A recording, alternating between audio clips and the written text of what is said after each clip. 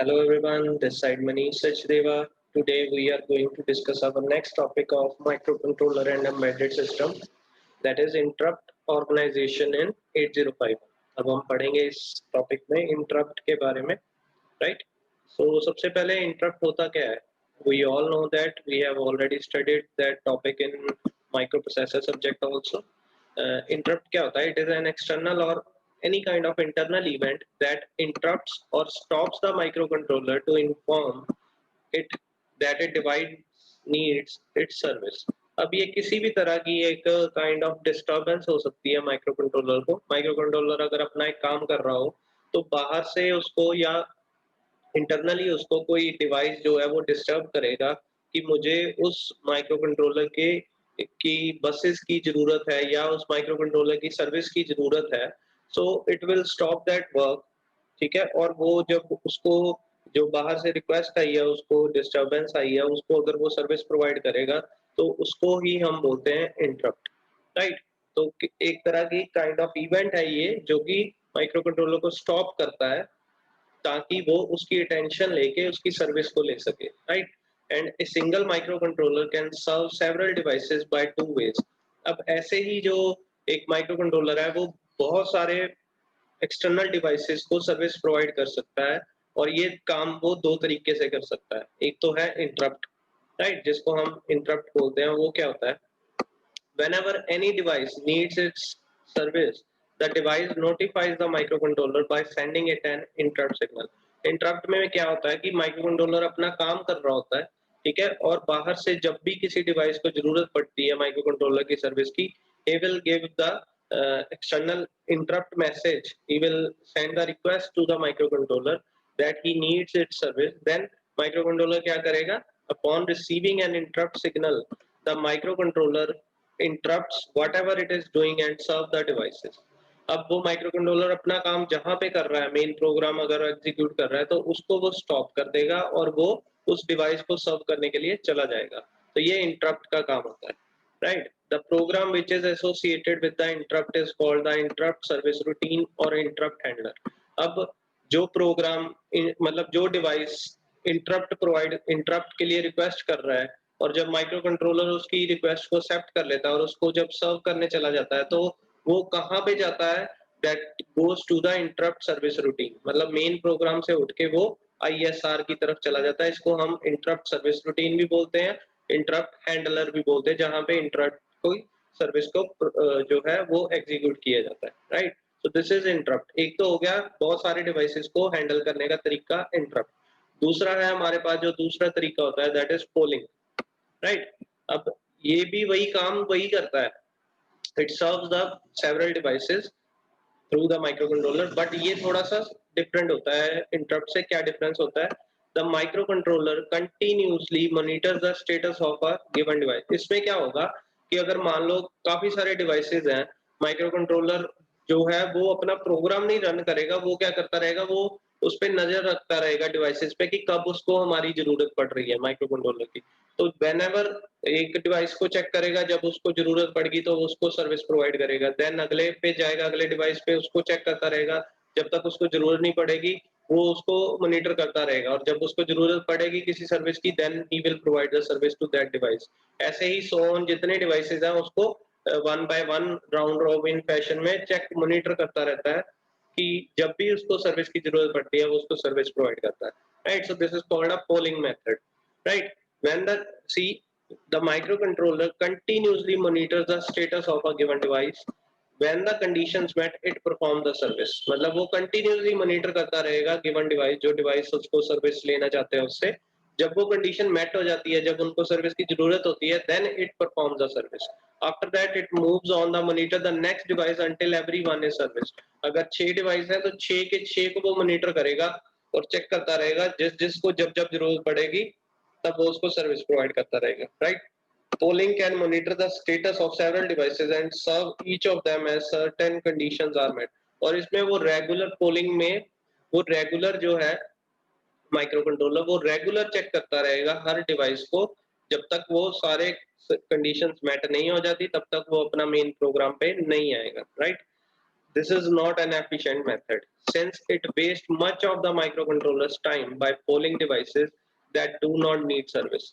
अब ये जो polling method है ये उसको बोलते हैं कि ये sufficient नहीं है, efficient नहीं है method because इसमें माइक्रोकंट्रोलर का जो टाइम है वो बहुत ज्यादा वेस्ट होता है, ठीक है, और जिस भी डिवाइस को सर्विस की जरूरत नहीं होती है वो उसको भी मॉनिटर करता रहता है, so it wastes very much time in the polling service, right? So आगे चलते हैं, ये एक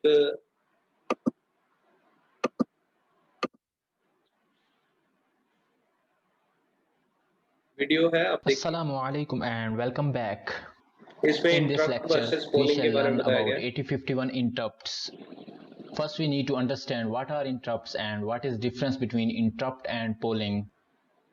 I shall explain polling and interrupts with some example.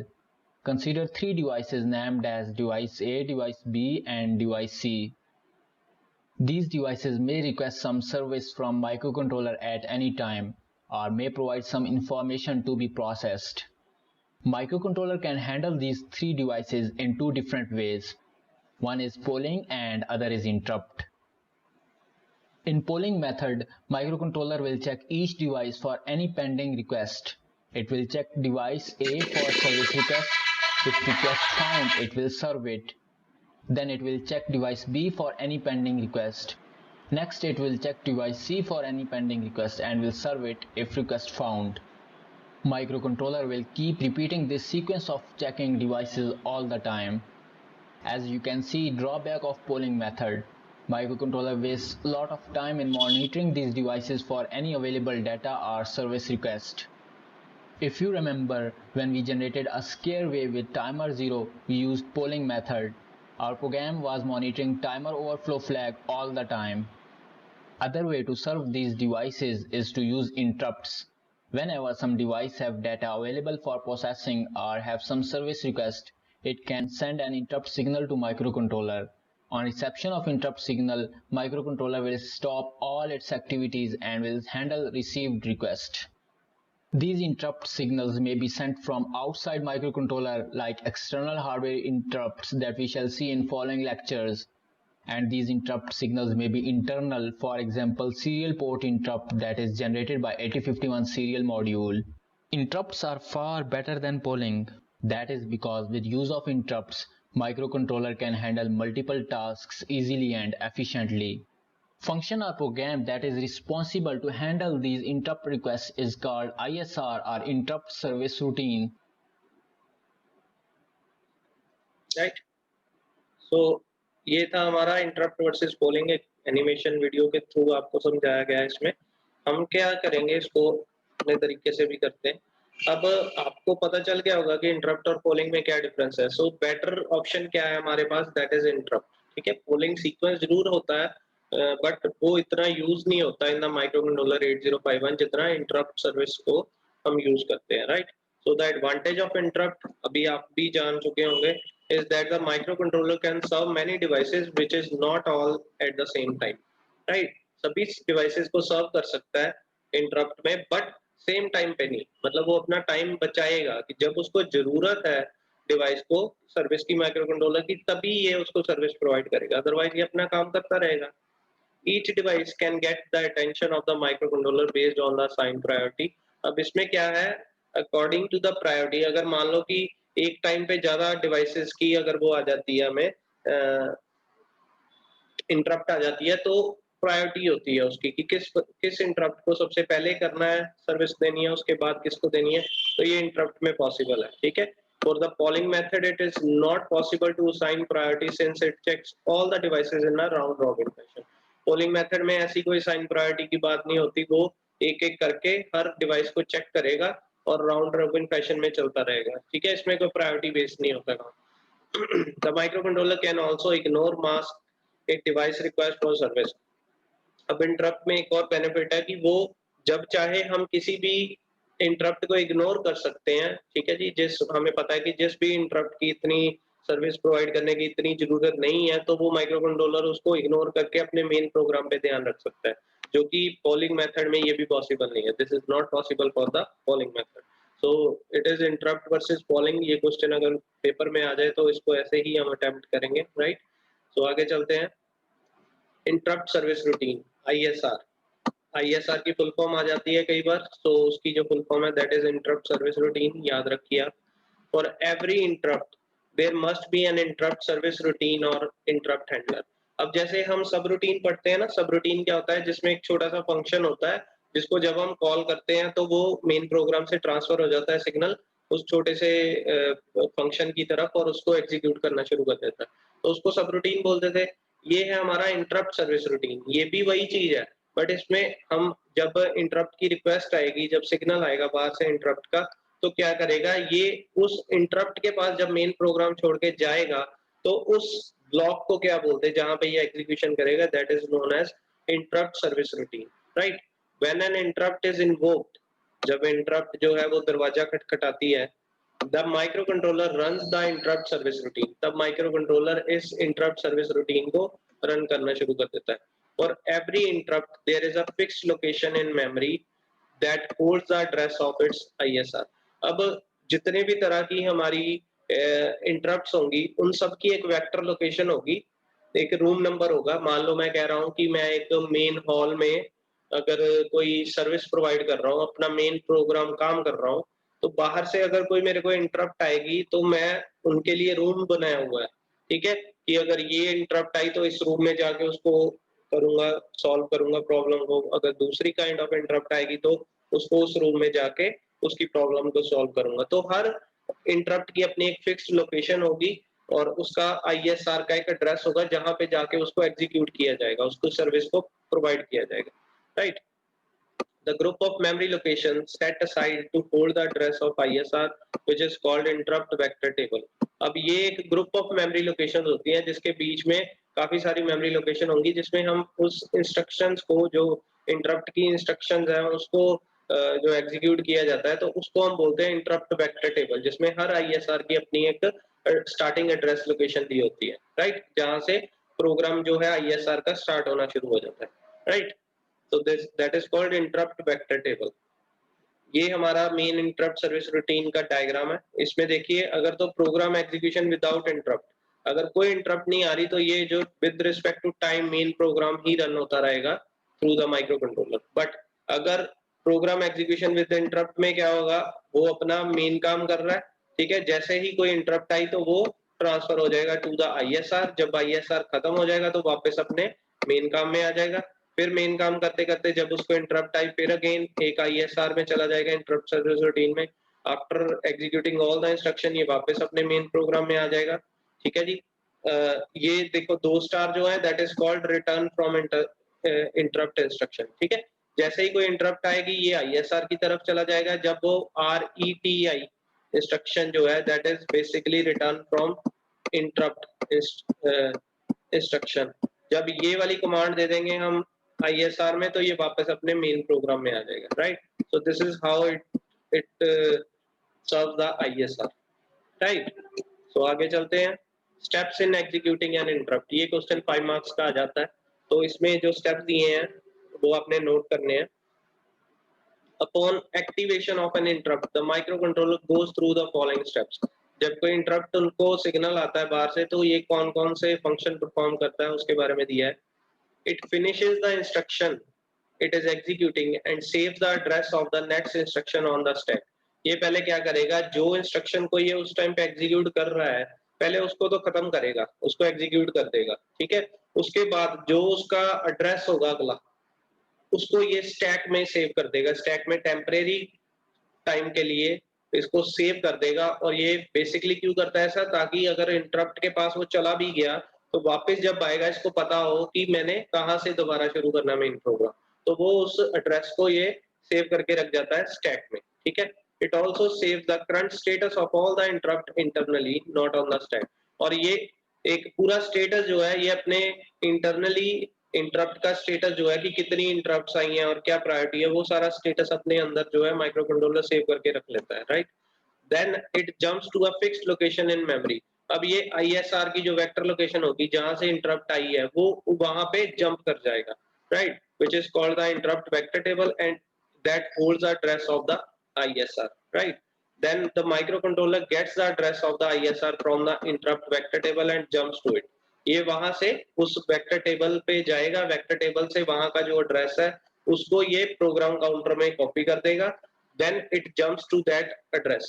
ठीक है, then it starts to execute the interrupt service subroutine until it reaches the last instruction of the subroutine which is RETI, और ये उसको एग्जीक्यूट करना शुरू कर देगा उस सबरूटीन को, इसको हम ISS बोलते हैं, इंटरप्ट सर्विस सबरूटीन, ठीक है। और कब तक उसको एग्जीक्यूट करता रहेगा, जब तक के last instruction that is RETI जो है वो उसको एग्जीक्यूट होने के लिए नहीं मिलती, ठीक है।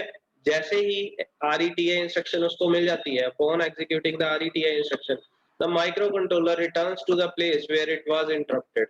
अब जो वो माइक्रो कंट्रोलर है वो वापस उसी जगह में आ जाएगा जहां पे ये इंटरप्ट से वहां से शुरू हुई थी, राइट। वो आने के लिए उसमें क्या करेगा, दो स्टेप्स करेगा। It gets the program counter address from the stack by popping the top 2 bytes of the stack into the PC. ये वापस स्टैक से जो हमने प्रोग्राम काउंटर के एड्रेस था वो स्टैक में डाला हुआ था, ये वापस उसको पॉप आउट करके प्रोग्राम काउंटर में डाल देगा, ठीक है। उससे क्या होगा, ये सीधा वहीं पे जाएगा जो प्रोग्राम काउंटर में एड्रेस होगा, और वो वहीं होगा जहां से वो छोड़ के गया था, right. Then it starts to execute from that address, फिर वापस वो मेन प्रोग्राम से वहीं से शुरू कर देगा, ठीक है। So these are the steps to execute any kind of interrupt, right? Next है types of interrupt. अब microcontroller में जो interrupts होती है that are of 5 types. There are 5 interrupt sources in the 8051. दो interrupts हैं जो कि timer के साथ related है, which is timer 0 and timer 1. Both these are the interrupts, right? Next 2 interrupts are set aside for hardware external interrupts. दो interrupt जो है इसकी वो हार्डवेयर इंटरप्ट्स है, which are P3.2, पोर्ट 3 की सेकंड पिन और पोर्ट 3 की third pin, which are known as external hardware interrupt, जिसका नाम है INT0 और INT1। ये दोनों इंटरप्ट्स हैं जो कि 4 हो गई। Fifth interrupt is serial communication that has a single interrupt that belongs to both receiver and both receive and transfer. अब जो सीरियल पोर्ट है that is also act as a interrupt for the microcontroller, ठीक है। और ये दोनों interrupt ये both receive भी कर सकती है डाटा और ट्रांसफर भी कर सकती है, ट्रांसमिट भी कर सकती है, right. So these are the 5 interrupts in the 8051। ये पांचों के बारे में यहाँ भी दिया है। एक तो एक्सटर्नल जीरो जिसको INT0 बोलते हैं, और इसके रिलेटेड जो फ्लैग है दैट इज IE0, और इसकी जो ISR लोकेशन है वेक्टर टेबल में that is 0003H। Next interrupt is timer 0, इसको T0 भी बोलते हैं, और इसका जो फ्लैग है दैट इज TF0, जहाँ पे पता चलता है कि इंटरप्ट आई के नहीं। तो ये जब है तो इसका एड्रेस है 000BH। Next is external one that is INT1, इसकी IE1 है फ्लैग, और इसकी जो वेक्टर लोकेशन है that is 0013H। Next is T1, इसकी TF1 है फ्लैग, और इसकी वेक्टर लोकेशन है 001BH। लास्ट वन है सीरियल कॉम पोर्ट, इसके दो फ्लैग्स हैं RITI, और इसकी जो वेक्टर लोकेशन है दैट इज 0023H, ठीक है। तो ये आप बना लीजिए अपनी कॉपी पे। नेक्स्ट हमारे पास enabling and disabling of interrupt. अब हम किसी भी इंटरप्ट को इनेबल और डिसेबल कर सकते हैं अपनी मर्जी से, राइट। वो कैसे कर सकते हैं उसके बारे में पढ़ेंगे। Upon reset all interrupts are disabled. Disable means masked. दो तीस में terminology masked and unmasked. Masked मतलब होता है, मास्क्ड मतलब जिसमें मुखौटा आ जाता है आगे। मुखौटा मतलब ये मैंने अपने फेस के आगे अगर ऐसे कर दिया तो आगे से किसी को नहीं पता होगा कि मेरा पीछे फेस है, ठीक है, वो छिप जाती है चीज। ऐसे ही हम इंटरप्ट को भी डिसेबल या मास्क इग्नोर बोलते हैं, इसको इग्नोर कर सकते हैं। उस वर्ड को हम डिसेबल भी बोलते हैं और मास्क भी बोलते हैं, ठीक है। तो वो बोल रहे हैं जब हम रीसेट करते हैं माइक्रो कंट्रोलर को ऑल इंटरप्ट्स आर डिसेबल्ड, तब वो सारी इंटरप्ट्स को डिसेबल कर देता है। That means none will be responded to by the microcontroller if they are activated। वो माइक्रो कंट्रोलर जब एक्टिवेट होगा तो वो किसी को भी रिस्पॉन्ड नहीं करेगा उस टाइम पे, ठीक है, किसी इंटरप्ट को, because these are disabled. The interrupt must be enabled by the software in order for the micro controller to respond to them. अब उनको इंस्ट्रक्शन के थ्रू हम इनेबल कर सकते हैं, जिसको भी इनेबल करना चाहते हैं हम इनेबल, किसी भी इंटरप्ट को हम इनेबल कर सकते हैं या सभी को भी कर सकते हैं एक साथ, ठीक है। तो वो बाय सॉफ्टवेयर होगा, राइट। सॉफ्टवेयर मतलब हम इंस्ट्रक्शन के थ्रू कर सकते हैं। There is a register called EIE। इसके लिए एक उन्होंने रजिस्टर स्पेशल SFR बनाया हुआ है जो कि यही काम करेगा, which is used to enable or disable any kind of interrupt, right?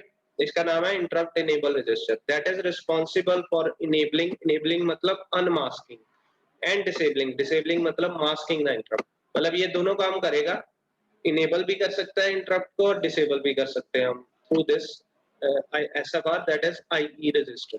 ठीक है, और ये इसका 8 बिट का डायग्राम है, आप अपनी कॉपी पे बनाइए। ये टोटल 8 बिट्स हैं इसमें, D0 से लेके D7 तक। जो D0 पिन है जो कि हमारी IE.0 है, that is EX0, next is ET0, next is EX1, next is ET1, next is ES, next is ET2. The sixth pin is not used, this is reference pin या हम इसको बोलते हैं not used by the user। ठीक है, the last one is EA pin, 7th pin होगी। ठीक है, तो ये इसका जो है नीचे इसको स्पेसिफाई किया है। जो EA पिन है उसके बारे में पढ़ते हैं, that is the main pin. EA stands for enable all.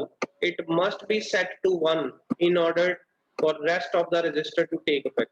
ये पिन 1 होनी चाहिए ताकि हम सारी इंटरप्ट्स को इनेबल कर सके। ठीक है, मतलब ये एक मेन स्विच है बोल सकते हैं हम, कि जब ये 1 होगी पिन तभी हम ये वाले जो रजिस्टर्स हैं या ये वाली जो पिन्स हैं या ये वाले जो बिट्स हैं इसको सेस कर सकते हैं। अगर ये 0 होगी that means it is all disabled. ये मेन स्विच है, अगर इसको ऑन करेंगे तो बाकी स्विच काम आएंगे, अगर ये मेन स्विच बंद होगा तो बाकी स्विच को ऑन कर दो या ऑफ कर दो, there will be no effect of that, right? So ये pin is basically main pin या main bit for enabling all the interrupts और डिसेबल ऑल द इंटरप्ट्स। अगर ये 0 होगा तो it will disable all the interrupts. ठीक है, जो 6th पिन है that is not implemented, that is reserved for future use. जो 5th पिन है दैट इज ET2, ये है इनेबल और डिसेबल टाइमर टू ओवरफ्लो और कैप्चर इंटरप्ट। अब टाइमर 2 तो हमारे पास होता ही नहीं है 8051 में। ठीक है, तो ये एक जब हम एक्सटर्नल टाइमर यूज करते हैं जो कि जिसका IC होता है हमारे पास 8952, उसमें एक एक्सटर्नल टाइमर की फैसिलिटी होती है जिसको हम T2 बोलते हैं। अगर उसको इनेबल और डिसेबल करना हो तो ये पिन यूज होती है हमारी ET2, right? Next is ES pin, basically ये सीरियल पोर्ट इंटरप्ट है, इसको इनेबल और डिसेबल करना हो तो ये पिन यूज होगी। मतलब जिस भी पिन को हम 1 करेंगे तो वो इनेबल हो जाएगी, जिस पिन को हम मैनुअली 0 कर देंगे तो वो पिन, वो जो इंटरप्ट है वो डिसेबल हो जाएगी, right? So it will enable और disable the serial port interrupt. ऐसे ही ET1 है, ये टाइमर 1 को जो है वो इनेबल और डिसेबल करेगी, अगर 1 होगी तो इनेबल कर देगी, अगर 0 होगी तो डिसेबल कर देगी। EX1 ये एक्सटर्नल इंटरप्ट जो होती है हमारी INT1, उसको इनेबल और डिसेबल करेगी। ठीक है, नेक्स्ट इज ET0, वो टाइमर 0 को इनेबल और डिसेबल करने के काम आती है। लास्ट जो फर्स्ट पिन है that is EX0, that is external 0, ये INT0 पिन को इनेबल और डिसेबल, इंटरप्ट को इनेबल और डिसेबल करने के काम आते हैं। तो ये जो है ये 5 यहाँ से लेके यहाँ तक, ये 5 इंटरप्ट्स के अलग-अलग बिट दिए हुए हैं। जिस भी इंटरप्ट को हम इनेबल करना चाहते हैं या इसको 1 दे देंगे, जिसको भी डिसेबल करना चाहते हैं उसको 0 दे देंगे, राइट? अब ये होती है इनेबलिंग एंड डिसेबलिंग, राइट? इसके बारे में और दिया है, to enable an interrupt we take the following steps. Bit D1 of the IE register, D7 sorry bit D7, bit D7 कौन सा था? जो कि EA है, enable all, must be set to high to allow the rest of the register to take effect. मतलब ये pin 1 होनी चाहिए ताकि बाकी जो है वो इंटरप्ट्स जो है वो अफेक्ट कर सके। Next, the value of EA, if it is 1, the interrupts are enabled and will be responded to if their corresponding bits in IE are high। अगर ये पिन 1 होगी तो बाकी इंटरप्ट्स अगर हाई होंगी तो वो इनेबल हो जाएंगी। अगर ये EA pin is equal to 0 हो जाएगी, no interrupt will be responded to, किसी भी इंटरप्ट को रिस्पॉन्ड नहीं किया जाएगा, all will be disabled even if the associated bit in the IE register is high. वो कह रहे हैं अगर ये पिन 0 हो जाए ना, ये वाली, तो बाकी को हम चाहे हाई भी कर दें, इन सबको हाई कर दें, उसका कोई इफेक्ट नहीं पड़ेगा। ठीक है, मतलब ये पिन 1 होनी चाहिए, ये पिन, तभी बाकियों का 1 0 जो है वो इफेक्ट करेगा, राइट? सो आगे ये एक एग्जांपल दी हुई है, इंपॉर्टेंट है। शो द इंस्ट्रक्शन, 3 एग्जांपल्स हैं।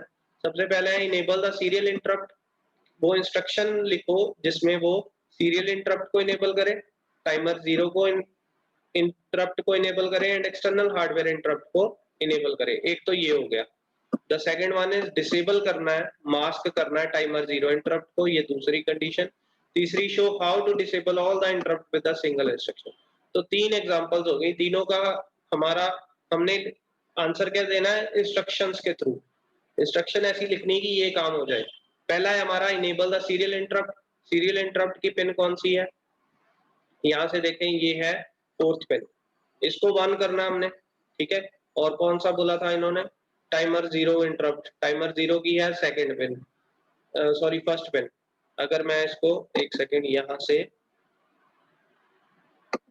जी, यहाँ पे जीरो, ये वन, ये टू, ये थ्री, ये फोर, ये फाइव, ये सिक्स और ये सेवन, ठीक है। अब उसने पहली कंडीशन में बोला है कि serial interrupt, timer zero and external interrupt one. तो ये देखो आपने, एक उन्होंने कहा सीरियल इंटरप्ट फोर्थ बिट, एक उन्होंने बोला है टाइमर जीरो फर्स्ट बिट, और एक उन्होंने बोला एक्सटर्नल वन बिट। मतलब फर्स्ट, सेकंड और फोर को हाई करना है, इसके अलावा ये पिन भी हाई होनी चाहिए। तो हम क्या लिखेंगे वहां पे, तो हमारे पास जो इंस्ट्रक्शन आएगी दैट इज मूव आई ई। आई ई में हम क्या मूव करेंगे, दैट इज 100101110। ये 8 बिट का हम जो है वो डाटा देंगे इसको। इसमें क्या है, this pin stands for basically ये, जो ये लास्ट D7 पिन है, इसको वन करेंगे हम तभी होगा। नेक्स्ट, यहाँ से ये जीरो पिन है, इसको जीरो रहने देंगे। फर्स्ट पिन को उन्होंने, ये रिलेटेड है टाइमर जीरो के, तो इसको वन कर दिया। नेक्स्ट है EX जीरो के, इसको वन कर दिया, बाकी इसको जीरो कर दिया। सीरियल बिट को ये सॉरी ये थी टाइमर टू की, टाइमर टू की थी ना, हाँ जी, सॉरी टाइमर वन की, तो इसको जीरो कर दिया, ये नहीं हमने इनेबल करना। अगला है हमारा सीरियल इंटरप्ट के रिलेटेड बिट, इसको वन कर दिया। अगला है हमारा एक्सटर्नल हार्डवेयर टू बिट, तो इसको जीरो कर दिया, राइट। ये है हमारा टाइमर टू के, ये भी नहीं हमें चाहिए, ये इसको भी जीरो कर दिया, राइट। सो हमें जो जो चाहिए वो पिन को हाई कर दिया, वो हम मूव कर देंगे IE को, तो वो क्या करेगा, वही काम करेगा जो हमें चाहिए। दूसरा है disable the timer zero interrupt, ठीक है। Then show how to disable all the interrupt with a single. अब हमने करना है, डिसेबल करना है टाइमर जीरो को।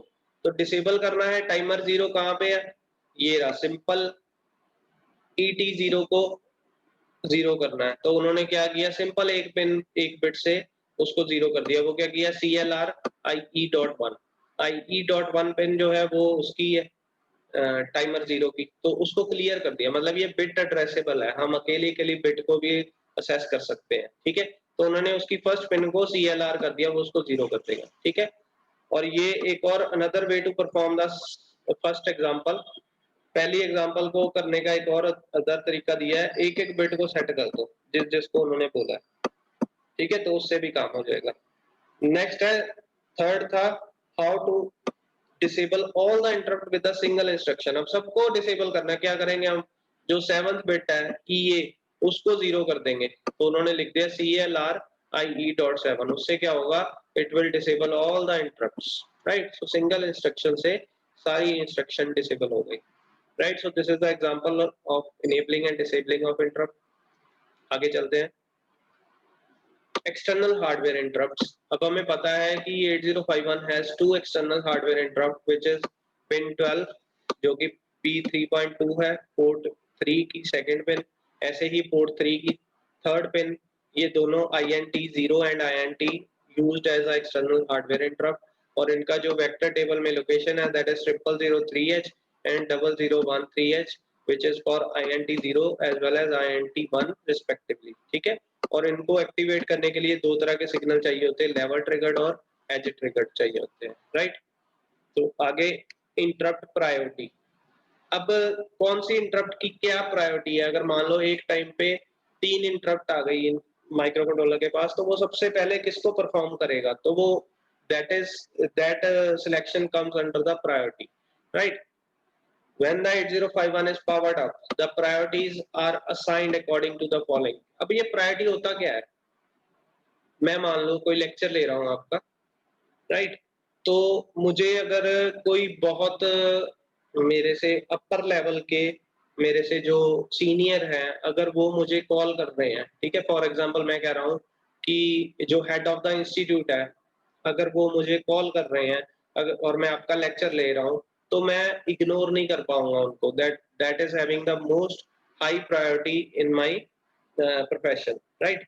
सो मैं क्या करूँगा, अपना मेन प्रोग्राम छोड़ के मैं उनको डायरेक्ट सर्विस, जो भी उनको मेरी सर्विस चाहिए, मैं उनको प्रोवाइड करने चला जाऊँगा, ठीक है? अब एक टाइम पे अगर वो हाईएस्ट प्रायोरिटी जो हेड ऑफ़ द इंस्टीट्यूशन है, ठीक है जी? और हेड ऑफ़ द डिपार्टमेंट अगर दोनों एक टाइम पे मुझे कॉल कर रहे हो, तो मैं प्रायोरिटी वाइज़ उनको सर्विस प्रोवाइड करूँगा, ठीक है? मैं इग्नोर नहीं करूँगा दोनों को।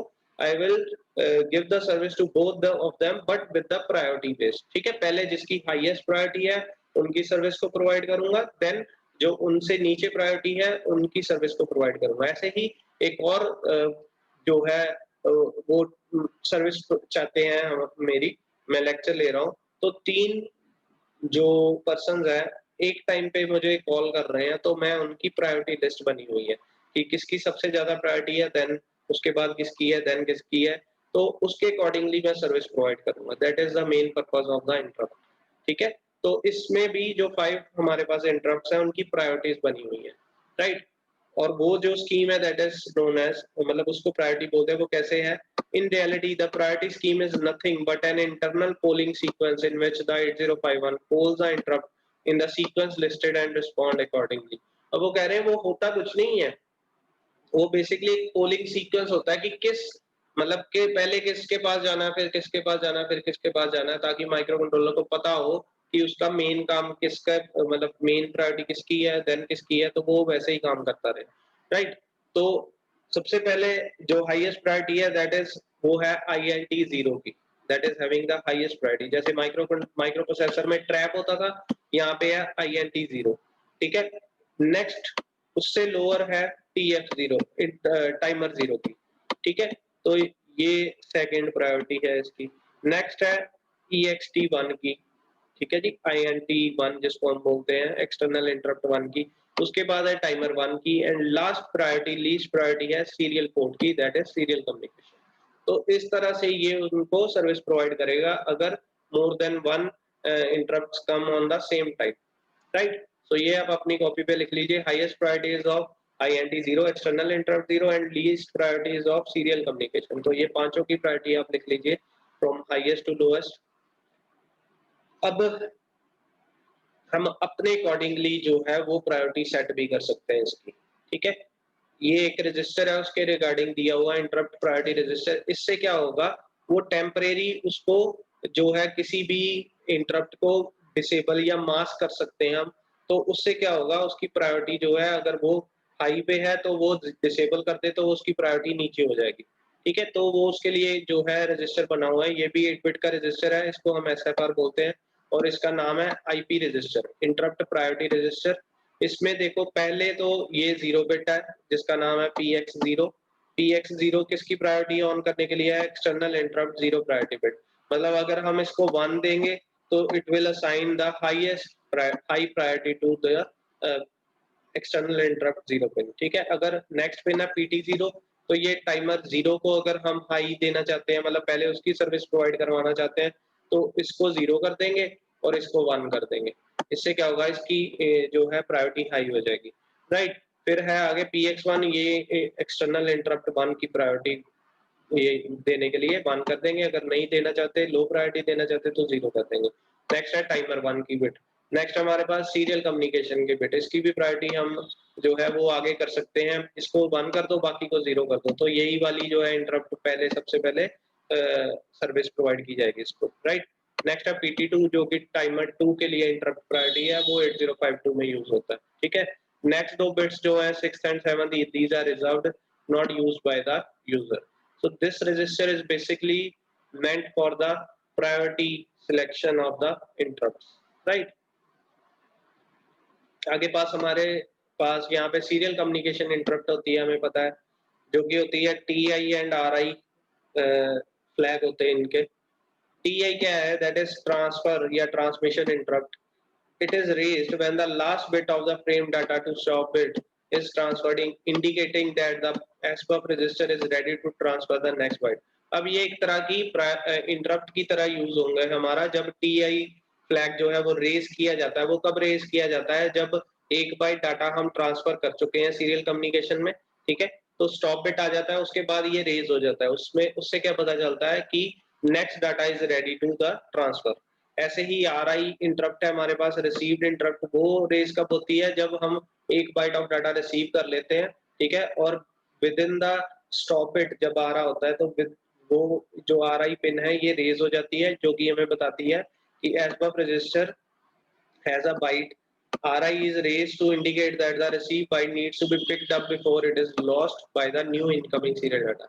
वो बता रही होती है कि ये डाटा को रिसीव कर लिया जाए और पीछे से एक डाटा आ रहा है, SBUF ने उसको अब रिसीव करना है, सो उससे पहले पहले कि ये लॉस हो जाए, इसको जो है वो इसको एक्सेप्ट कर लिया जाए। ठीक है, मतलब मान लो माइक्रो कंट्रोलर काम कर रहा है, ठीक है, और बाहर से सीरियल कम्युनिकेशन भी चल रही है इसकी।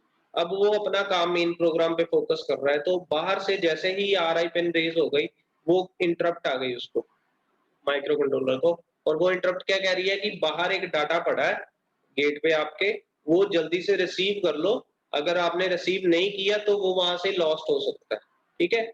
और वो क्या करेगा, माइक्रो कंट्रोलर उसको पहले रिसीव करने चला जाएगा, वो रिसीव करके फिर अपने मेन प्रोग्राम में आ जाएगा। तो this is a serial communication interrupt, right. This interrupt is used for both send and receive data. If the interrupt bit in IE register is enabled, when RI and TI is raised, the 8051 gets interrupted and jump to memory location 0023H to execute the ISR. In that ISR, we must examine that TI and RI flags to see which one caused the interrupt and respond accordingly. अब ये इन्होंने बताया कि जब ये interrupt आती है, ये दोनों के लिए हो सकती है, जब हम डाटा सेंड करते हैं या डाटा को रिसीव करते हैं। कोई एक चीज मतलब 1 हो जाए, ये यहाँ पे और गेट लगा है, तो ये क्या करेगा, उसको इंटरप्ट को भेज देगा 0023H पे, ठीक है। मतलब ये मेन प्रोग्राम वहां पे ट्रांसफर हो जाएगा, और वहां पे जो भी है ट्रांसफर रिलेटेड इंटरप्ट है या रिसेप्शन रिलेटेड इंटरप्ट है, उसको ये करके वापस अपनी जगह मेन प्रोग्राम पे आ जाएगा, राइट। तो ये दोनों फ्लैग्स को मॉनिटर करता रहता है। TI रेज हो गया या RI रेज हो गया, दोनों में से कोई भी रेज हो गया तो ये उसको सर्विस प्रोवाइड करने चला जाएगा माइक्रो कंट्रोलर, ठीक है जी। लास्ट पॉइंट है इस टॉपिक का हमारा, पॉलिंग सीक्वेंस। वही चीज है, दोबारा आ गई है, कोई बात नहीं करते हैं। If two interrupts of the same priority occur simultaneously, ये कई बार 5 नंबर का क्वेश्चन आ जाता है, पॉलिंग सीक्वेंस क्या होता है, तो ये इसलिए ये इंपॉर्टेंट है। If two interrupts of the same priority occur simultaneously, a fixed polling sequence determines which is service first। अब ये क्या है, वही इंटरप्ट प्रायोरिटी को शो कर रहा है। अब कहते हैं कि सेम प्रायोरिटी की अगर 2 इंटरप्ट्स आ गई हमारे पास, तो एक पोलिंग सीक्वेंस बना हुआ है जिसकी मतलब हाईएस्ट टू लोएस्ट प्रायोरिटी है, जो कि है सबसे पहले EX0 की, देन टाइमर 0 की, देन EX1 की, देन टाइमर 1 की, देन सीरियल पोर्ट की। तो ये इसके अकॉर्डिंगली जो है वो इंटरप्ट्स को सर्विस प्रोवाइड करेगा, ठीक है। The individual and global enable mechanism, आगे एक फिगर दिखाऊंगा जिसमें वो 5 इंटरप्ट सोर्स लगे हैं और हर किसी का अपना इनेबल मैकेनिज्म है, पोलिंग सीक्वेंस है एंड द प्रायोरिटी लेवल है। The state of all the interrupt sources is available through the respective flag bits in the SFR। और हर इंटरप्ट को जब हम सर्विस प्रोवाइड करते हैं, उससे पहले वो फ्लैग्स चेक करते रहते हैं कि किस फ्लैग में वो इंटरप्ट आई है, ठीक है। वो हर इंटरप्ट का अपना एक फ्लैग होगा जो कि ग्लो करेगा जब इंटरप्ट रिक्वेस्ट आई होगी, ठीक है। और वो किस में पड़े हैं फ्लैग्स, किसी न किसी SFR में पड़े हैं। Of course if any interrupt is disabled, an interrupt does not occur but software can still test the interrupt flag. अब वो कह रहे हैं कोई इंटरप्ट डिसेबल भी हो गई है ना, ठीक है, वो इंटरप्ट आ नहीं सकेगी उस टाइम पे, बट सॉफ्टवेयर जो है वो फिर भी इंटरप्ट फ्लैग चेक करता रहता है, ठीक है जी। The timer and serial port example in the previous 2 chapter use the interrupt flag extensively without actually using interrupt. अब लास्ट जो हमने टाइमर ऑपरेशन पढ़ा है या सीरियल पोर्ट ऑपरेशन पढ़े हैं लास्ट वीडियोस में, तो वो कह रहे हैं वो उसमें हमने इंटरप्ट को इनेबल नहीं किया था उस टाइम पे, फिर भी वो जो फ्लैग्स हैं उसको माइक्रो कंट्रोलर चेक करता है to run that functions, timer का फंक्शन हो या सीरियल कम्युनिकेशन का फंक्शन हो। तो विदाउट इंटरप्ट, अगर इंटरप्ट डिसेबल भी है तब भी वो फ्लैग्स काम करेंगे for some other reasons. A serial port interrupt result from the logical or of a receive interrupt और a TI bit. मतलब जो सीरियल इंटरप्ट होती है वो एक और लॉजिकल और गेट लगाता है, उन दोनों के बीच में कौन कौन से सिग्नल होते हैं उसमें RI एंड TI. ऐसे ही timer two interrupt are generated by timer overflow flag और external input flag that is EXF2 flag. ये जो है ये हमारा बेसिकली यहाँ पे दिया है डायग्राम.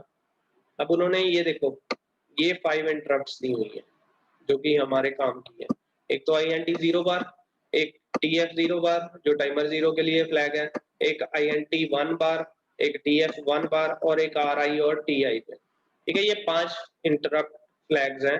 अगर किसी पे भी हमें सिग्नल आ रहा है तो वो क्या करेगा, आगे IE रजिस्टर में चेक करेगा कि वो स्विच इनेबल है या डिसेबल है. ठीक है, और उसके बाद IP रजिस्टर से उसकी प्रायोरिटी देखेगा. Then it will produce a priority, मतलब एक पोलिंग सीक्वेंस बनाएगा. ठीक है, कि किसकी प्रायोरिटी ज्यादा है किसकी कम है, उसके अकॉर्डिंगली ये उसको इंटरप्ट करेगा माइक्रो कंट्रोलर. ठीक है, तो दिस इज द स्ट्रक्चर. इसमें टाइमर फ्लैग डायरेक्ट आ जाता है, टाइमर 0 और टाइमर 1. अगर TF 0 1 हो गया तो ये डायरेक्ट इंटरप्ट देगा, TF 1 1 हो गया तो डायरेक्ट इंटरप्ट देगा. RI और TI में से कोई एक 1 हो गया तो लॉजिकल और लगा है तो ये इसको डायरेक्ट इंटरप्ट देगा. जो INT 0 है या INT 1 है ये level triggered and edge triggered है. ठीक है, तो उसके अकॉर्डिंगली ये जो है ये लेवल ट्रिगर्ड है और ये एज ट्रिगर्ड है. किसी तरह की भी अगर इसको वो ट्रिगरिंग दी जाती है इन दोनों पिंस को तो ये उसको आगे इस IE0 या IE1 को इनेबल करेगा और उसको जो है आगे सर्विस प्रोवाइड करेगा, मतलब माइक्रो कंट्रोलर को सिग्नल देगा. और ऐसे ही जो लास्ट है हमारे पास जो कि टाइमर 2 फ्लैग है वो या तो TF2 से इनेबल होगा या EXF2 से होगा जो कि 8052 के लिए है. ठीक है, not for 8051. Right, so this is the interrupt structure 8051. ये आपने डायग्राम बना लेना है. अगर कोई भी क्वेश्चन आता है इसके रिलेटेड 10 मार्क्स का 5 मार्क्स का तो आप इसको देख के जो भी आपको इसके बारे में नॉलेज है वो उसके रिलेटेड आप लिख के आओगे. राइट, सो अगर इसके रिलेटेड कोई भी डाउट हो आप जब मर्जी इसको कर सकते हैं, सॉल्व कर सकते हैं ऑनलाइन सेशन में, या आप मुझे को कमेंट में भी बता सकते हैं. ठीक है, सो थैंक यू.